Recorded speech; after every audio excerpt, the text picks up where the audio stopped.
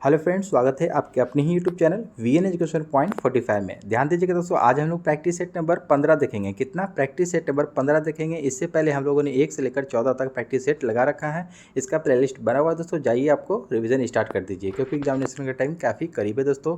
तो चलिए चलते सीधे प्रश्न की ओर बिना देरी किए, और जो भी चैनल को विजिट करके नए आए हैं हमारे चैनल को सब्सक्राइब कर लें और अपने दोस्तों में शेयर ज़रूर करें, और साथ ही साथ बेल आइकन को भी प्रेस कर लीजिएगा दोस्तों। और आप लोग लाइक और शेयर ज़रूर किया कीजिए आपको, ताकि हमको मोटिवेशन मिलता रहे आप लोगों से। दोस्तों चलिए चलते हैं सीधे प्रश्न की ओर। प्रैक्टिस सेट नंबर 15 का देखेंगे पहला प्रश्न आज। तो आज का पहला प्रश्न है सेट नंबर 15 का, प्लेटफॉर्म का। भारतीय राष्ट्रीय आंदोलन से संबंधित निम्नलिखित घटनाओं को पढ़ें। देखिए, आपको भारतीय राष्ट्रीय आंदोलन से संबंधित घटनाओं को पढ़ना है और उन्हें कालानुक्रम के हिसाब से सजाना है घटना को। ठीक है, तो इसमें सबसे पहले क्या हुआ था, देखिए गांधी इरविन समझौता जो हुआ था दोस्तों, यह हुआ था आपको 5 मार्च 1931। ठीक है, 5 मार्च 1931 को हुआ था। और राजगुरु को फांसी जो दी गई थी, ये आपको 23 मार्च को हुआ था। 23 मार्च 1931, ध्यान देंगे। 23 मार्च 1931 को राजगुरु, सुखदेव और भगत सिंह को एक साथ में फांसी दी गई थी। तो 23 मार्च 1931। फिर उसके बाद आपको कराची अधिवेशन हुआ था, ये आपको 29 मार्च को। ठीक है, 29 मार्च 1931 को हुआ था। तो दोस्तों इस हिसाब से आपको कालक्रम अनुसार अगर सजाएंगे तो पहले आ जाएगा गांधी इरविन समझौता, यानी कि 3 नंबर किस में है? ए में ही है। तो देखिए आपका ए राइट आंसर हो जाएगा 3, 2, 1। ठीक है, ध्यान देंगे। नेक्स्ट क्वेश्चन हो जाएगा दोस्तों 2 नंबर, सामुदायिक विकास कार्यक्रम में विकास के कितने प्रकार के तत्वों को शामिल किया गया है? देखिए, सामुदायिक विकास कार्यक्रम में विकास के कितने तत्वों को शामिल किया गया है? तो दोस्तों 2 का 1 हो जाएगा सही आंसर। आपको 5 तत्वों को शामिल किया गया है। ये 5 तत्व कौन कौन से हैं दोस्तों, इसमें ध्यान देंगे। पहला हो जाएगा आपको भौतिक, दूसरा हो जाएगा आपको वित्तीय। ठीक है, दूसरा हो जाएगा वित्तीय। तीसरा हो जाएगा आपका मानवीय। ठीक है, चौथा हो जाएगा सामाजिक, और 5वां हो जाएगा पर्यावरणीय। ठीक है, पर्यावरणीय। तो ध्यान देंगे, ये 5 तत्वों को शामिल किया गया है सामुदायिक विकास कार्यक्रम में। विकास के कितने प्रकार के तत्वों को शामिल किया गया है? तो 5 तत्वों को शामिल किया गया है। नेक्स्ट क्वेश्चन है दोस्तों 3 नंबर, ग्राम सभा एक गांव के सभी लोगों की आम सभा है जिन्होंने खालिस्तान की वर्ष की आयु प्राप्त कर ली है, यानी कि कितने वर्ष की आयु प्राप्त कर ली हो। जो ग्राम सभा में गांव की जो सभा है, ये कितने वर्ष की आयु? तो 3 का दोस्तों सही उत्तर हो जाएगा दोस्तों, बी हो जाएगा 18 वर्ष। कितना? 18 वर्ष की जो आयु प्राप्त कर लेता है वो आपको ग्राम सभा में एक गांव की जो आयु है आपको 18 वर्ष होनी चाहिए। नेक्स्ट क्वेश्चन है, भारत के संविधान के किस भाग में पंचायतों के लिए प्रावधान किया गया है? देखिए, भारत के संविधान के किस भाग में पंचायतों के लिए प्रावधान किया गया है? तो कौन सा भाग में? तो 4 का हो जाएगा आपको ए हो जाएगा भाग 9। कितना? भाग 9 में। नेक्स्ट क्वेश्चन हो जाएगा दोस्तों 5 नंबर, निम्नलिखित में से कौन सा भारत का पहला राज्य है जिसने पंचायत चुनाव में भाग लेने के लिए न्यूनतम योग्यता का निर्धारण किया है? देखिए, न्यूनतम योग्यता का निर्धारण के लिए किया है, तो 5 का बी हो जाएगा दोस्तों राजस्थान। क्या हो जाएगा? राजस्थान पहला राज्य है जिसने पंचायत चुनाव में भाग लेने के लिए न्यूनतम योग्यता का निर्धारण किया है। अगला प्रश्न है 6 नंबर, सल्तनत काल में किस भाषा को राजभाषा का दर्जा दिया गया था? देखिए, सल्तनत काल में किस भाषा को राजभाषा का दर्जा दिया गया था? तो 6 का सही उत्तर हो जाएगा दोस्तों बी, फारसी भाषा को। कौन सी भाषा को? फारसी भाषा को राजभाषा का दर्जा दिया गया था सल्तनत काल में। नेक्स्ट क्वेश्चन हो जाएगा आपका 7 नंबर, ईरानी पद्धति सिजदा की शुरुआत की। देखिए, सिजदा एवं पैबोस, ध्यान रहे कि सिजदा एवं पैबोस की जो शुरुआत की थी तो किसने किया था ये? तो 7 का दोस्तों ए हो जाएगा बलबन। किसने किया था? बलबन ने किया था।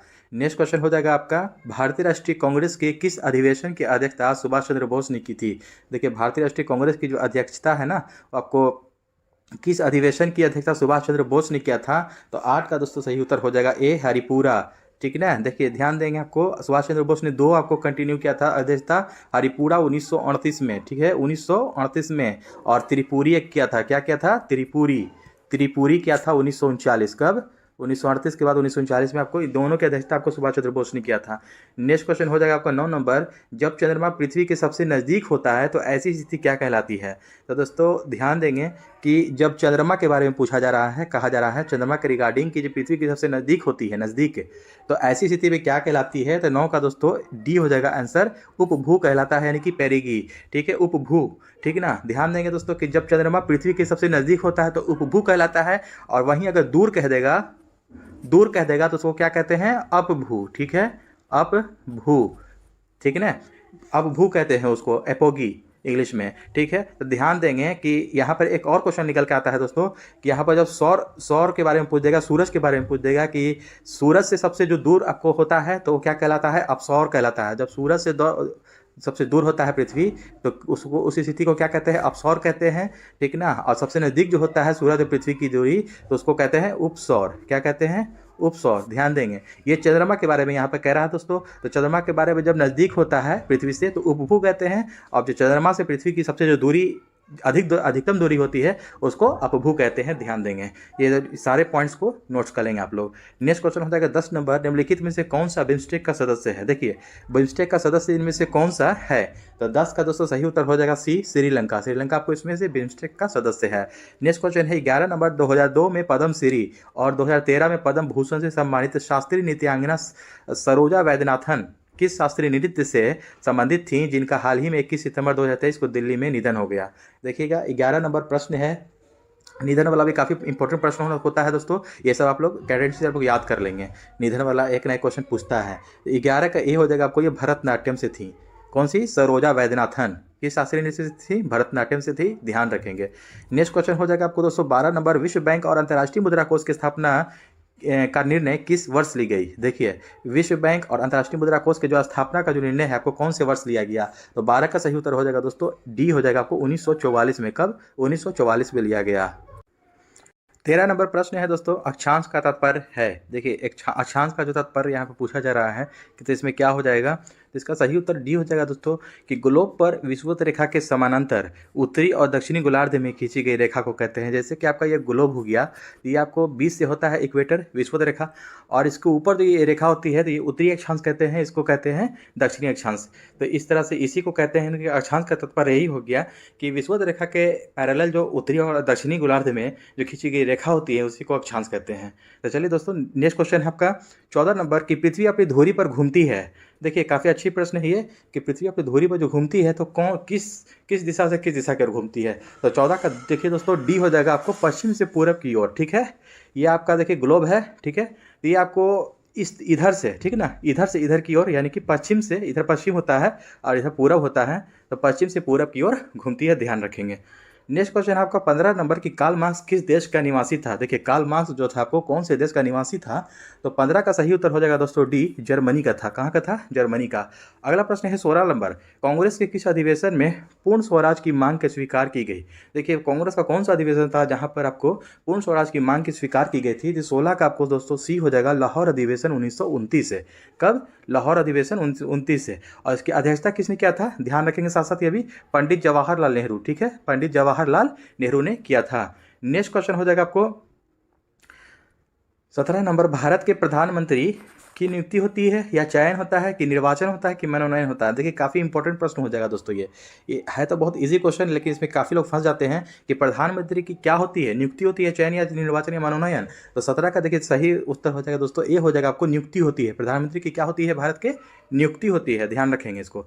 नेक्स्ट क्वेश्चन 18 नंबर, लोकतंत्रात्मक शासन की सफलता के लिए आवश्यक है। लोकतंत्रात्मक शासन की सफलता के लिए आवश्यक क्या है, तो 18 का सही उत्तर हो जाएगा दोस्तों डी हो जाएगा आपको, उपर्युक्त सभी। देखिए शिक्षित जनता होना चाहिए, आर्थिक समानता और नागरिक स्वतंत्रता भी होना चाहिए साथ साथ। तो यानी कि लोकतंत्रात्मक शासन की ये सफलता के लिए ये आवश्यक है कि शिक्षित जनता शिक्षित होनी चाहिए, आर्थिक समानता होनी चाहिए और जाकर के नागरिक स्वतंत्रता भी होनी चाहिए, उपयुक्त सभी हो जाएगा आपका। नेक्स्ट क्वेश्चन आपका 19 नंबर, सोशल कॉन्ट्रैक्ट किसके द्वारा लिखा गया था। देखिए काफ़ी इंपॉर्टेंट बुक है ये, ठीक ना, कि सोशल कॉन्ट्रैक्ट किसके द्वारा लिखा गया था, तो ये सी हो जाएगा दोस्तों, रूसो के द्वारा लिखा गया था, ठीक है। नेक्स्ट क्वेश्चन है, भारत के मानक समय का याम्योत्तर नहीं गुजरता है। देखिए भारत का जो मानक समय का याम्योत्तर है जो कहाँ से नहीं गुजरता है, तो इसके लिए दोस्तों याद होना चाहिए कि कहाँ से होकर गुजरती है और कितने राज्य से होकर गुजरती है। तो देखिए पहले इसका देख लेते हैं कि कहाँ से नहीं गुजरती है। तो 20 का देखिए दोस्तों सही उत्तर हो जाएगा, 20 का सी हो जाएगा आपका, महाराष्ट्र से होकर के नहीं गुजरती है। तो इसका एक दोस्तों ट्रिक है, उत्तर आंध्रा माही छतरी लेकर उड़ा, ठीक है, उत्तर आंध्रा माही छतरी लेकर उड़ा, ठीक है, इस तरह से याद रखेंगे इसको, उड़ा, ठीक है। तो देखिए उत्तर से हो गया आपका उत्तर प्रदेश, आंध्रा से हो गया आंध्र प्रदेश, माही से हो गया आपका मध्य प्रदेश, ठीक है। मध्य प्रदेश छतरी लेकर उड़ा, छतरी छत से हो जाएगा आपको छतरी से छत्तीसगढ़, और लेकर उड़ा, उड़ा से हो जाएगा आपका उड़ीसा। ठीक है, तो देखिए उत्तर प्रदेश आ जा रहा है इसमें से, छत्तीसगढ़ भी आ जा रहा है, आंध्र प्रदेश भी आ जा रहा है, लेकिन महाराष्ट्र नहीं आ रहा है। देखिए इस टाइप का क्वेश्चन दोस्तों बनाने के लिए सबसे पहले है कि कहाँ से होकर गुजरती है, कहाँ से और कितने रात से, तो 5 रात से होकर गुजरती है, ये याद होना चाहिए आपको, तब आप लोग इसको छांट करके लिख सकते हैं। तो ध्यान देंगे, इसको आप ट्रिक लिख लेंगे अपने कॉपी पर। तो देख दोस्तों, अगला प्रश्न है आपका 21 नंबर, निम्नलिखित में से किस स्थान पर सबसे कम वर्षा होती है, वार्षिक वर्षा होती है। देखिए किस स्थान पर सबसे कम वार्षिक वर्षा होती है, तो 21 का आपको सही उत्तर हो जाएगा दोस्तों डी, लेह लद्दाख जो है ना, वो वहाँ आपको सबसे वार्षिक वर्षा जो कि सबसे कम होती है। और अगर वहीं आपको दोस्तों ये पूछ दिया सबसे ज़्यादा वर्षा कहाँ होती है, तो मासिन राम मेघालय, क्या मासिन राम मेघालय में आपको ये होती है सबसे ज़्यादा वर्षा, लगभग आपको 73 पॉइंट समथिंग % होता है। नेक्स्ट क्वेश्चन है आपका 22 नंबर, प्राचीन वैशाली नगर को वर्तमान में किस नाम से पुकारते हैं। देखिए प्राचीन वैशाली नगर जो है आपको ये अभी वर्तमान में किस नाम से पुकारा जाता है, तो 22 का ए हो जाएगा आपको हाजीपुर। ध्यान देंगे, हाजीपुर जो है आपको पटना के बगल में हाजीपुर, उसको आपको वैशाली नगर से पहले पुकारते थे। नेक्स्ट क्वेश्चन हो जाएगा आपको, पटना स्थित सदाकत आश्रम की स्थापना किसने की। देखिए सदाकत आश्रम की स्थापना जो पटना में स्थित है, ये किसने की थी, तो 23 का आपको ए हो जाएगा मजहरूल हक, मौलाना मजहरूल हक ने किया था सदाकत आश्रम की स्थापना। नेक्स्ट क्वेश्चन आपका 24 नंबर, बिहार में विद्युत ऊर्जा का मुख्य स्रोत क्या है। देखिए बिहार में विद्युत ऊर्जा का मुख्य स्रोत पूछा जा रहा है, ताप विद्युत, जल विद्युत, आणविक विद्युत, या इनमें से कोई नहीं, तो 24 का ए हो जाएगा दोस्तों ताप विद्युत। क्या है विद्युत ऊर्जा का मुख्य स्रोत, ताप विद्युत है। 25 नंबर प्रश्न है दोस्तों, 27 जनवरी 2023 को किसकी अध्यक्षता में गृह मंत्रालय ने सोशल मीडिया एवं अन्य इंटरनेट आधारित प्लेटफॉर्म के खिलाफ उपयोगकर्ताओं की शिकायतों के समाधान के लिए पहली शिकायत अपीली समितियों का गठन किया। तो देखिए आपका ये करंट अफेयर का क्वेश्चन है आपको, तो 25 का दोस्तों ए हो जाएगा राजेश कुमार। क्या हो जाएगा 25 का ए हो जाएगा राजेश कुमार ने किया। नेक्स्ट क्वेश्चन है आपका 26 नंबर, मृदा संरक्षण वह प्रक्रम है जिसमें क्या होता है, 26 का डी हो जाएगा मृदा को नुकसान से सुरक्षित किया जाता है। क्या किया जाता है, मृदा को यानी कि मिट्टी को नुकसान से सुरक्षित किया जाता है मृदा संरक्षण के प्रक्रम में।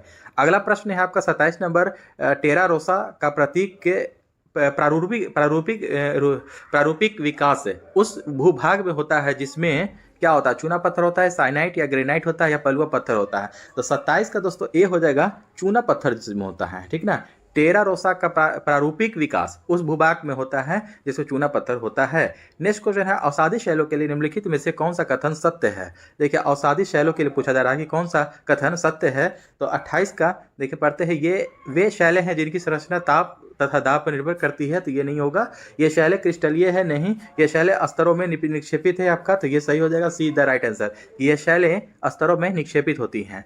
अगला प्रश्न हो जाएगा आपका 29 नंबर, फास्ट फूड प्रायः वसा और खालिस्तान से भरपूर होते हैं। देखिए फास्ट फूड जो हम लोग जो खाते हैं, जो बाहर में जो बिकता है फास्ट फूड, उसको वो आपको वसा और किस चीज़ से भरपूर होता है, पोषक तत्व, कैल्शियम, आयरन या अपूरित कैलोरी। तो देखिए 29 का आपको देखिए दोस्तों हो जाएगा आंसर, आपको डी हो जाएगा अपूरित कैलोरी से। ये वसा यानी कि फैट और अपूरित कैलोरी से आपको भरपूर होता है बाहर का फास्ट फूड। ध्यान देंगे। नेक्स्ट क्वेश्चन है, भारत की मुख्य भूमि की तट रेखा क्या है। देखिए भारत की मुख्य भूमि की तट रेखा के बारे में पूछा जा रहा है कि उसकी लंबाई कितनी है। तो 30 का आपको दोस्तों बी हो जाएगा 6100 किलोमीटर। ठीक ना, कितना है 6100 किलोमीटर। नेक्स्ट क्वेश्चन है आपका 31 नंबर, नकदी फसल में सम्मिलित नहीं है। देखिए नकदी फसल में आपको सम्मिलित कौन सी फसल नहीं है, तो 31 का आपको डी हो जाएगा दोस्तों गेहूं आपको इसमें देखिए ये आपको रबी में आता है कि कौन से मौसम की है ये रबी की फसल है, रबी मौसम की जो रबी में आपको उगाया जाता है। अदरवाइज आपको देखिए जूट हो गया, कपास हो गया, गन्ना हो गया, सब आपको नकदी फसल में आता है। चाय भी आपको नकदी फसल में आता है, रबड़ भी नकदी फसल में आ जाएगा। ध्यान देंगे। नेक्स्ट क्वेश्चन हो जाएगा 32 नंबर के, फिनलैंड की संसद क्या कहलाती है। देखिए काफी बड़ा प्रश्न है कि फिनलैंड की संसद क्या कहलाती है, तो 32 का दोस्तों बी हो जाएगा, फिनलैंड की संसद का नाम संसद ही है। ठीक है ना, फिनलैंड की संसद का नाम क्या है, संसद ही है। अपने भारत के भी संसद का नाम संसद है। ठीक है, वहीं आपको नेशनल असेंबली हो जाएगा जाकर के, ये चीन की संसद का नाम है। कांग्रेस या आपको ये अमेरिका का है, यूएसए ये आपको चीन, ध्यान रखेंगे। सीनेट छोड़ दीजिए, आप लोग कमेंट करके बताइएगा सीनेट कहाँ की है संसद का नाम। ध्यान देंगे। आपको 33 नंबर प्रश्न है कि भारत का प्रथम उर्वरक संयंत्र कहाँ लगा था। देखिए भारत का प्रथम उर्वरक संयंत्र जो है कि कहाँ लगाया गया था? नांगल, सिंदरी, अलवाय या ट्रॉम्बे? तो 33 का आपको दोस्तों सिंदरी हो जाएगा। आपको सिंदरी परवर्क उर्वरक कारखाना लगाया था। सिंदरी कब लगाया गया था दोस्तों? ध्यान देंगे 1951 में। कब? 1951 में लगाया गया था। अगला प्रश्न है, साफ रातें बादलों वाली रातों की अपेक्षा अधिक ठंडी होती है। देखिए काफी इंपॉर्टेंट प्रश्न हो जाएगा। फिजिक्स के ये प्रश्न है कि साफ रात जो होता है आपको बादलों वाली रात की अपेक्षा अधिक ठंडी होती है। क्यों? संघनन के कारण, विकिरण के कारण, आपतन के कारण या चालन के कारण? तो देखिएगा दोस्तों 34 का आपको बी हो जाएगा, विकिरण के कारण। क्या? विकिरण के कारण जो होता है ना कि साफ रातें बादलों वाली रातों से की अपेक्षा ज्यादा ठंडी होती है। 35 नंबर प्रश्न है दोस्तों कि निम्नलिखित में से किस युग्म का मिलान सही है? देखिए किस युग्म का मिलान सही है? तो 35 का देखिए दोस्तों बी हो जाएगा आपका कि भूमध्य रेखीय क्षेत्र गरज के साथ वर्षा मध्याह्न में। ठीक है, जब आपको भूमध्य रेखीय क्षेत्र जो होता है ना वहां पर आपको गरज के साथ वर्षा होती है, मध्याह्न में होती है। ठीक है, ध्यान देंगे ये आपको मिलान सही है। अदरवाइज आपको भूमध्य सागरीय क्षेत्र गर्मी की वर्षा नहीं होगा। आपको मानसूनी क्षेत्र सारे साल भारी वर्षा नहीं होती है। मरुस्थलीय क्षेत्र जाड़े की वर्षा नहीं, गलत है ये सब। नेक्स्ट क्वेश्चन हो जाएगा आपको 36 नंबर। और भारतीय संविधान को अपनाया गया था। देखिए भारतीय संविधान को अपनाया गया था किसके द्वारा? संवैधानिक सभा के द्वारा, ब्रिटिश संसद के द्वारा, गवर्नर जनरल के द्वारा या भारतीय संसद के द्वारा? तो 36 का आपको सही उत्तर हो जाएगा दोस्तों ए हो जाएगा, आपको संवैधानिक सभा के द्वारा अपनाया गया था। काफी इंपोर्टेंट प्रश्न है, ध्यान देंगे।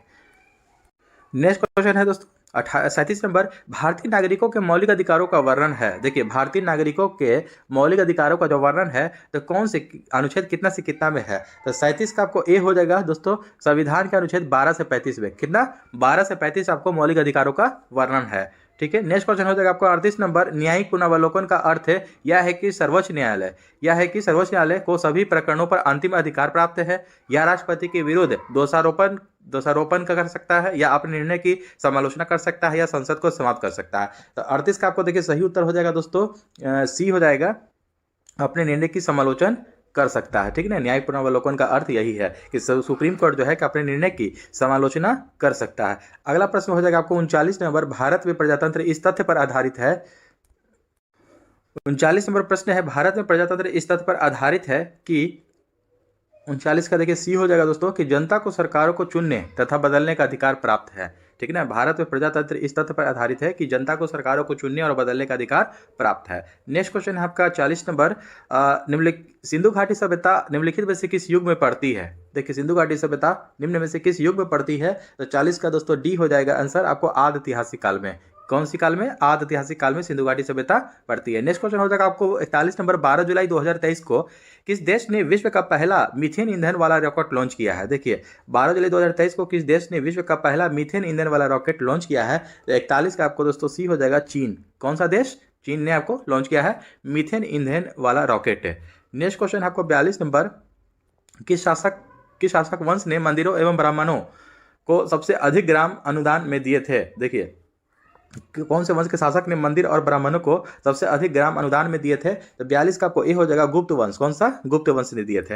नेक्स्ट क्वेश्चन है, ध्यान देकर यह भी दोस्तों कि गुप्त वंश का संस्थापक कौन था? तो श्रीगुप्त था। कौन था? श्रीगुप्त, ध्यान रखेंगे। नेक्स्ट क्वेश्चन है आपका, पाल वंश का संस्थापक था आपको गोपाल। ठीक है, पाल वंश का संस्थापक था कौन सा? गोपाल। ठीक है, नेक्स्ट क्वेश्चन हो जाएगा आपको 43 नंबर, कि सुल्तान के काल में खालसा भूमि अधिक पैमाने में विकसित हुई? देखिए कौन से सुल्तान के काल में खालसा भूमि अधिक पैमाने पर विकसित हुई? तो 43 का आपको सही उत्तर हो जाएगा बी, अलाउद्दीन खिलजी। क्या हो जाएगा? अलाउद्दीन खिलजी। और अलाउद्दीन खिलजी का आपको कार्यकाल पूछ जाएगा दोस्तों कितना सा था? 1296 से 1316। ठीक है, इसको तो इनका काल भी याद रखेंगे, 1296 से 1316। नेक्स्ट क्वेश्चन हो जाएगा आपका, सल्तनत काल के सिक्के टाका, शशगनी एवं जीतल किन किन धातुओं के बने थे? देखिए सल्तनत काल का जो सिक्का था ना, टाका, शशगनी और जीतल, ये किन किन धातुओं के मिल करके बना हुआ था? तो 44 का सही उत्तर हो जाएगा दोस्तों ए हो जाएगा, चांदी तांबा। चांदी और तांबा हो जाएगा आपको। चांदी तांबा, दो बार चांदी लिख दिया है कि चांदी और तांबा से मिल करके बनता था। नेक्स्ट क्वेश्चन है 45 नंबर, पानीपत के युद्ध में बाबर की जीत मुख्य कारण क्या था? देखिए पानीपत का जो युद्ध हुआ था कब हुआ था? 1526 ईस्वी में। कब हुआ था? 1526 ईस्वी में। तो पानीपत का प्रथम युद्ध हुआ था 1526, दूसरा भी याद कर लीजिए 1556, तीसरा भी याद रख लीजिए 1761। साथ साथ ये सब पॉइंट भी ध्यान रखेंगे। तो पानीपत का जो युद्ध हुआ था उसमें बाबर की जो जीत हुई थी उसका मुख्य कारण क्या था? उसकी घुड़सवार सेना, उसकी सैन्य कुशलता, तुगलामा पद्धति या अफगानों की आपसी फूट है। तो 45 का सही उत्तर हो जाएगा दोस्तों, सी हो जाएगा आपको तुगलानामा पद्धति। ये तुगलानामा पद्धति कहते किसको है दोस्तों? ध्यान रखेंगे, जो तोप को सजाने का जो उनका जो ये स्टाइल था उसी को जो एक क्रम में उसी को तुगलामा पद्धति कहते हैं, ध्यान देंगे। नेक्स्ट क्वेश्चन हो जाएगा आपका 46 नंबर, लोकसभा एवं राज्यों के विधानसभाओं में महिलाओं के लिए 33% आरक्षण लागू होने के उपरांत लोकसभा में कुल कितने सीट पर महिलाओं के लिए आरक्षित होगा? देखिए 33% आरक्षण लागू होने के उपरांत लोकसभा में कुल कितने सीट पर महिलाओं के लिए आरक्षित होगा? लोकसभा एवं राज्यों के विधानसभाओं में, दोनों जगह कहा जा रहा है, लोकसभा भी और राज्य के विधानसभा में भी। 46 का काफी इंपॉर्टेंट प्रश्न है आपको। देखिए 46 का बी हो जाएगा आपको 181। कितना? 46 का बी हो जाएगा 181 सीट। नेक्स्ट क्वेश्चन हो जाएगा आपको 47 नंबर, 10 सितंबर 2023 को खोले गए फाइनल यूएस ओपन 2023 टेनिस प्रतियोगिता में महिला एकल, देखिएगा महिला एकल खिताब किसने जीतकर 25 करोड़ इनामी राशि प्राप्त की? देखिएगा 47 का डी हो जाएगा दोस्तों, कोको गॉफ। किसने? कोको गॉफ ने 25 करोड़ इनामी राशि प्राप्त किया है 10 सितंबर 2023 को खेले गए यूएस ओपन 2023 टेनिस प्रतियोगिता में महिला एकल में खिताब जीत करके 25 करोड़ इनामी राशि प्राप्त किया कोको गॉफ। 48 नंबर प्रश्न है, निम्नलिखित में से कौन सा युद्ध अभ्यास भारत और अमेरिका के बीच आयोजित नहीं किया गया है? कौन सा युद्ध अभ्यास भारत और अमेरिका के बीच आयोजित नहीं किया गया है? ध्यान देंगे। तो 48 का डी हो जाएगा इंद्रधनुष युद्ध अभ्यास। इंद्रधनुष युद्ध अभ्यास जो है कि भारत और अमेरिका के बीच आयोजित नहीं किया गया है। नेक्स्ट क्वेश्चन है आपका 49 नंबर, भारतीय चिकित्सा प्रणाली के लिए राष्ट्रीय आयोग और केंद्रीय आयुर्वेदीय विज्ञान अनुसंधान परिषद ने आयुर्वेद में अनुसंधान एवं विकास को बढ़ावा देने के लिए कौन सा कार्यक्रम शुरू किया है? देखिए कौन सा कार्यक्रम शुरू किया है? तो 49 का ए हो जाएगा स्मार्ट। क्या कौन सा कार्यक्रम? स्मार्ट आपको शुरू किया है ये कार्यक्रम।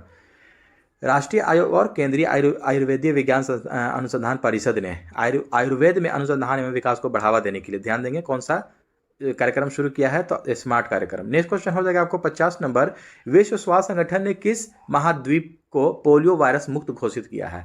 कौन से महाद्वीप को पोलियो वायरस मुक्त घोषित किया है? तो 50 का दोस्तों बी हो जाएगा अफ्रीका महाद्वीप को। किस महाद्वीप को? अफ्रीका महाद्वीप को आपको विश्व स्वास्थ्य संगठन ने आपको पोलियो वायरस मुक्त घोषित किया है। काफी इंपॉर्टेंट प्रश्न हो जाएगा ये। नेक्स्ट क्वेश्चन हो जाएगा आपको 51 नंबर, केसर के पौधे का कौन सा भाग है केसर प्राप्त करने के लिए, सैफरॉन केसर को प्राप्त करने के लिए उपयोग किया जाता है? तो 51 का दोस्तों ए हो जाएगा शुष्क वर्तिकाग्र, यानी कि इसको स्टिग्मा कहते हैं, शुष्क वर्तिकाग्र का उपयोग किया जाता है केसर प्राप्त करने के लिए। नेक्स्ट क्वेश्चन हो जाएगा आपको 52 नंबर, मनुष्यों में पेशीय क्रिया के बाद थकान निम्नलिखित में से किस एक रसायन के निकलने से होती है? देखिए कौन सा रसायन निकलता है जो मनुष्य में पेशीय क्रिया के बाद थकान जो होता है ना, कौन से रसायन के निकलने के बाद होता है? तो 52 का डी हो जाएगा लैक्टिक एसिड। लैक्टिक एसिड के जमाव के कारण जो होता है, जम जाता है ना, तो उसी कारण आपको थकान महसूस होता है, लैक्टिक एसिड, ध्यान रखेंगे। नेक्स्ट क्वेश्चन हो जाएगा आपको 53 नंबर, एक पिंड का भार उस स्थान पर 9.8 न्यूटन है जहां ग्राम बराबर 9.8 मीटर पर सेकेंड स्क्वायर है, उसका द्रव्यमान आपको कितना हो जाएगा? तो 53 का दोस्तों 1 kg हो जाएगा आंसर, ठीक है। तो दोस्तों ध्यान देंगे कि एक पिंड का भार उस स्थान पर 9.8 न्यूटन है। कितना है भार? कितना है आपको? वेट आपको कितना है? 9.8 न्यूटन। और यहाँ पर आपको ग्राम दिया हुआ है आपको 9.8 मीटर पर सेकेंड स्क्वायर, और उसका द्रव्यमान पूछ रहा है आपको, यानी कि कितना केजी होगा, द्रव्यमान पूछा जा रहा है। तो दोस्तों हम जानते हैं कि भार बराबर क्या होता है? W बराबर mg, ठीक है, mg होता है। तो यहाँ पर हो जाएगा आपका दोस्तों वेट आपको दिया है 9.8 newton is equal to mass पूछ रहा है, और ग्राम कितना है? 9.8 न्यूटन पर मीटर स्क्वायर। तो ये आपको यहाँ से आपको क्रॉस हो जाएगा, कट जाएगा, तो m बराबर आपको मास बराबर कितना बच गया आपको? 1 kg। इस तरह से बनेगा, तो D is the right answer. Next question हो जाएगा आपको 54 नंबर, एक पुस्तक किसी मेज के तल पर रखी गई है, यदि पुस्तक पर पृथ्वी के गुरुत्वाकर्षण को ही क्रियाबल मान लिया जाए तो प्रतिक्रिया बल आयसित होगा। देखिएगा दोस्तों कि एक पुस्तक पर किसी मेज के तल पर रखी गई है, यदि पुस्तक पर पृथ्वी के गुरुत्वाकर्षण को ही क्रियाबल मान लिया जाए तो प्रतिक्रिया बल आयासित होगा। तो 54 का सही उत्तर हो जाएगा बी, पुस्तक द्वारा पृथ्वी पर। कहाँ आयासित, कहाँ पर होगा? पुस्तक द्वारा पृथ्वी पर आयासित होगा प्रतिक्रिया बल। अगला प्रश्न है आपका 55 नंबर, जब तेल पानी पर तैरता है तो पानी का पृष्ठ तनाव क्या हो जाएगा? देखिए जब तेल जो है ना कि पानी पर तैरता है तो पानी का पृष्ठ तनाव आपको सरफेस टेंशन क्या हो जाएगा आपका? तो 55 का आपको सही उत्तर हो जाएगा दोस्तों बी हो जाएगा कि काफ़ी कम हो जाएगा। क्या कि पृष्ठ तनाव के कारण ऑब्वियसली आपको कम हो जाएगा, तेल जब पानी पर तैर रहा है तो। नेक्स्ट क्वेश्चन हो जाएगा आपको 56 नंबर, किसी वस्तु को 15 सेंटीमीटर, देखिएगा किसी वस्तु को 15 सेंटीमीटर फोकस दूरी वाले अवतल दर्पण के सम्मुख 5 सेंटीमीटर दूर रखा गया है तो प्रतिबिंब का क्या स्वरूप होगा? तो प्रतिबिंब का स्वरूप पूछ रहा है कि क्या होगा। तो 56 नंबर देखिए दोस्तों बनेगा यहाँ पर आपको u बराबर यहाँ पर दिया हुआ है -5 सेंटीमीटर। देखिए अवतल दर्पण है ना, तो अवतल दर्पण आपको निगेटिव होता है, तो यहाँ पर आपको u बराबर आपको -5 सेंटीमीटर है। और इसके बाद फिर जाकर के f फोकस दूरी कितना है 15 सेंटीमीटर, -15 सेंटीमीटर, क्योंकि आपको अवतल दर्पण है ना तो -15 सेंटीमीटर हो जाएगा आपका। अभी यहाँ पर पूछ रहा है आपका क्या हो रहा है, वही पूछ रहा है, क्या प्रतिबिंब पूछ रहा है कि क्या हो जाएगा आपको। यहाँ पर आपको इस फार्मूला पर आप लोग दोस्तों इसको सोल्व कर लेंगे। ठीक है, मैं फार्मूला लिख देता हूँ कि 1/f is equal to 1/v plus 1/u। इस तरह से आप लोग सेट कीजिएगा तो आंसर आपका आ जाएगा दोस्तों 7.5 सेंटीमीटर। क्या आ जाएगा 7.5 सेंटीमीटर। इस तरह से आपको क्या आवर्धन आपको क्या हो जाएगा 1.5 आ रहा है टोटल, आवर्धन 1.5 आएगा लास्ट में। आपको सॉल्यूशन मैं दे दूंगा पीडीएफ, वहाँ से आप लोग देख करके इसको सोल्व कर लेंगे, एक से बड़ा हो जाएगा आपको। इसका सही उत्तर हो जाएगा 56 का दोस्तों बी हो जाएगा आपका, आभासी और आवर्धित होगा। क्या होगा 56 का बी हो जाएगा आभासी और आवर्धित होगा।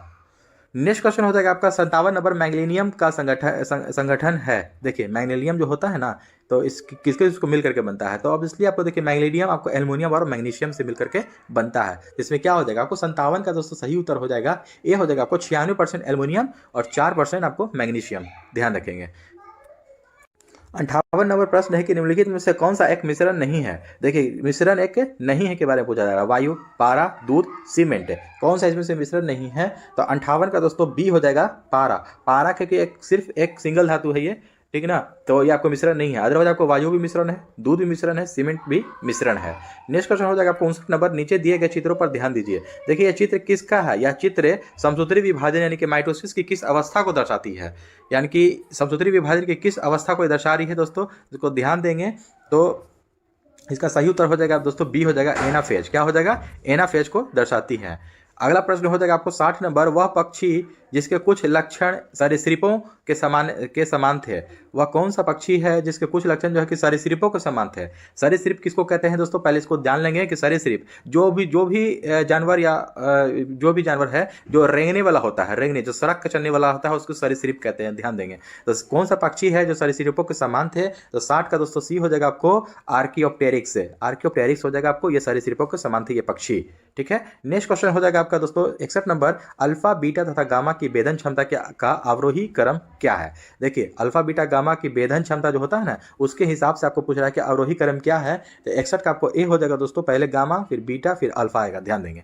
नेक्स्ट क्वेश्चन हो जाएगा आपका 62 नंबर, निम्नलिखित में से कौन सा कथन असत्य है। देखिए कौन सा कथन जो है कि आपको असत्य है यानी कि गलत है। तो रेखीय वेग बराबर कोणीय वेग गुणित त्रिज्या, ये आपका सही है कि क्योंकि रेखीय वेग बराबर कोणीय वेग गुणित त्रिज्या होता है, सही है ये फॉर्मूला।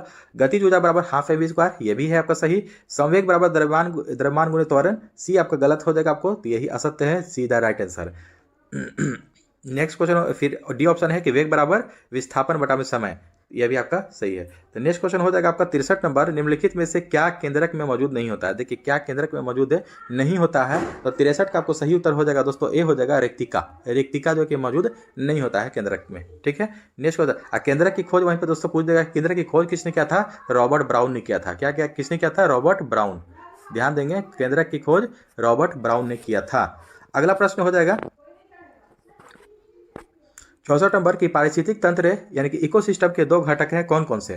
देखिए पारिस्थितिक तंत्र के दो घटक कौन कौन से हैं इकोसिस्टम के, तो 64 का डी हो जाएगा जैविक और अजैविक। क्या हो जाएगा, जैविक और अजैविक। अगला प्रश्न है 65 नंबर, पुष्प के खुलने व बंद होने की गति क्या कहलाती है। देखिए पुष्प के खुलने व बंद होने की गति क्या कहलाती है, अनुकुंचन, जियोट्रोपिज्म, चलन या स्वतः प्रेरित गति। 65 का सही उत्तर हो जाएगा दोस्तों ए हो जाएगा अनुकुंचन कहलाती है, यानी कि कोई भी पुष्प जो होता है उसको खुलने व बंद होने की गति अनुकुंचन कहलाती है। 66 नंबर प्रश्न है, स्त्रियों की तुलना में अधिक पुरुष वर्णांधता से पीड़ित हो सकते हैं क्यों। तो वर्णांधता जिसको कलर ब्लाइंडनेस कहा जाता है, तो स्त्रियों की तुलना आपको अधिक पुरुष की वर्णता से अधिक पीड़ित हो सकते हैं। क्यों? क्योंकि 66 का देखिए सी हो जाएगा कि उनमें केवल एक्स क्रोमोसोम होता है, क्योंकि पुरुष में केवल कि देखिए स्त्रियों की तुलना में अधिक पुरुष वर्णता से अधिक पीड़ित हो सकते हैं। क्यों? क्योंकि आपको स्त्रियों में केवल एक्स क्रोमोसोम होता है, कि स्त्रियों में होता है ये केवल एक्स क्रोमोसोम, ध्यान देंगे। 67 नंबर प्रश्न है कि एल्कीन्स के समान सूत्र को पहचानिए। एल्कीन्स, ठीक है ना, एल्कीन्स के समान सूत्र क्या हो जाएंगे आपको? तो 67 का सी हो जाएगा दोस्तों, CnH2n, ठीक है। वहीं पर आपको एल्केन का सूत्र पूछ जाएगा आपको, तो CnH2n+2 होता है, CnH2n+2 हो जाता है आपको एल्केन का। एल्केन एल्कीन का हो जाएगा आपको CnH2n, और वहीं पे आपको एल्काइन का पूछ देगा तो CnH2n-2, CnH2n-2 हो जाता है एल्काइन का, ठीक है ना, ध्यान रखेंगे। नेक्स्ट क्वेश्चन हो जाएगा आपको 68 नंबर। भारी पानी वह पानी होता है जिसका तापमान 4 डिग्री सेल्सियस पर स्थिर रखा जाता है, या जिसमें कैल्शियम और पोटेशियम के अविरल लवण होते हैं, या जिसमें हाइड्रोजन का स्थान उसका आइसोटोप ले लेता है, या जिसमें ऑक्सीजन का स्थान उसका आइसोटोप ले लेता है। तो 68 का आपको सही उत्तर हो जाएगा दोस्तों, सी हो जाएगा 68 का, ठीक है ना, जिसमें हाइड्रोजन का स्थान उसका आइसोटोप ले लेता है, वह भारी पानी होता है। भारी पानी का देखिए सूत्र होता है आपको दोस्तों D2O, ध्यान रखेंगे, और इसका परमाणु भार कितना होता है? 20, ये भी ध्यान रखेंगे साथ साथ। नेक्स्ट क्वेश्चन हो जाएगा आपको 69 नंबर। 20 वर्ष की आयु पर मानव शरीर में हड्डियों की संख्या कितनी होती है? देखिए 20 वर्ष की आयु पर पूछ रहा है कि मानव शरीर में हड्डियों की संख्या कितनी होती है, तो 69 का आपको बी हो जाएगा 206 हड्डी। जब शिशु जन्म लेती है तो जन्म के समय कितनी होती है हड्डियाँ? 300 होती है, और जब वयस्क हो जाता है ना तो उस समय आपको फिर 20 वर्ष की आयु पर पूछा जा रहा है तो 206 हो जाती है, ध्यान देंगे। नेक्स्ट क्वेश्चन हो जाएगा आपका 70 नंबर। बोर कक्षा में इलेक्ट्रॉन का कोणीय संवेग का सूत्र है। देखिए बोर कक्षा में इलेक्ट्रॉन का कोणीय संवेग का सूत्र पूछा जा रहा है, तो 70 का आपको देखिए डी हो जाएगा, L=NH/2π, ये हो जाएगा आपको सूत्र है। बोर कक्षा में इलेक्ट्रॉन का कोणीय सूत्र है। अगला प्रश्न है आपको 71 नंबर। उस अम्ल का पहचान कीजिए जो जिंक को जिंक सल्फेट में परिवर्तित करता है। जो जिंक को जिंक सल्फेट में परिवर्तित करता है, तो 71 का आपको सही उत्तर हो जाएगा दोस्तों, सल्फ्यूरिक अम्ल। क्या हो जाएगा? ये हो जाएगा सल्फ्यूरिक अम्ल। 72 नंबर प्रश्न है कि यदि किसी एनक के लेंस की पावर +2 डायोप्टर है तो इसके फोकस दूरी क्या हो जाएगी? देखिए 72 का आपको इसका 50 सेंटीमीटर इसका आंसर हो जाएगा।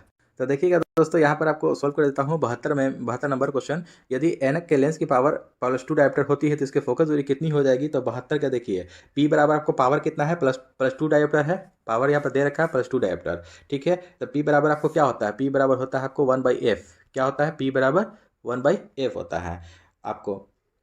तो P कितना है? दो दे रखा है पावर, तो 2 = 1/f, यानी कि कितना हो जाएगा? तो 2f = 1, 2f = 1 इस तरह से। तो f = हो जाएगा 1/2, m = 100/2, यानी कि 50 सेंटीमीटर, ठीक है।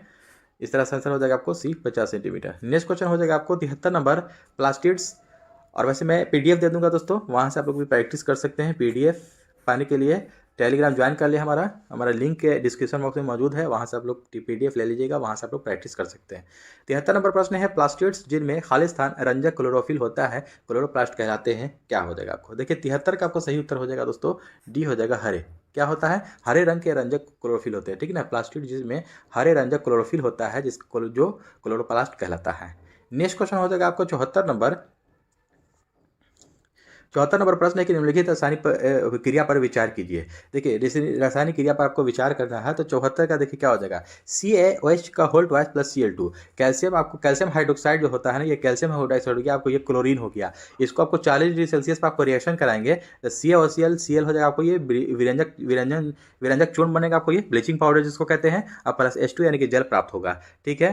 तो क्या प्राप्त हो रहा है यहाँ पर कि विचार कीजिए। तो यहाँ पर विचार करना है कि आपको कैल्शियम हाइड्रोक्साइड को अगर हम क्लोरीन के साथ आपको रिएक्शन करा रहे हैं 40 डिग्री सेल्सियस पर, तो ब्लीचिंग पाउडर प्लस जल प्राप्त हो रहा है। तो 74 का आपको दोस्तों सही उत्तर हो जाएगा ए, विरंजक चूर्ण। ये विरंजक चूर्ण का सूत्र है ना, ये विरंजक चूर्ण प्राप्त हो रहा है, तो यहाँ पर आपको ये ऑप्शन में दिया भी है आपको, ठीक है। नेक्स्ट क्वेश्चन हो जाएगा आपको 75 नंबर। एस्ट्रोजन स्रावित होता है। देखिए एस्ट्रोजन आपको जो स्रावित होता है ना, कहाँ से स्रावित होता है? तो 75 का ये हो जाएगा आपको अंडाशय से स्रावित होता है, ठीक है। एस्ट्रोजन अंडाशय से स्रावित होता है, ये एक आपको मादा हार्मोन है, मादा जनित हार्मोन है, ध्यान देंगे। तो दोस्तों आई होप कि सेशन अच्छा लगा हो तो हमारे चैनल को सब्सक्राइब करें और अपने दोस्तों में कम से कम एक शेयर जरूर करें। तो चलिए दोस्तों मिलते हैं नेक्स्ट सेट में। जय हिंद।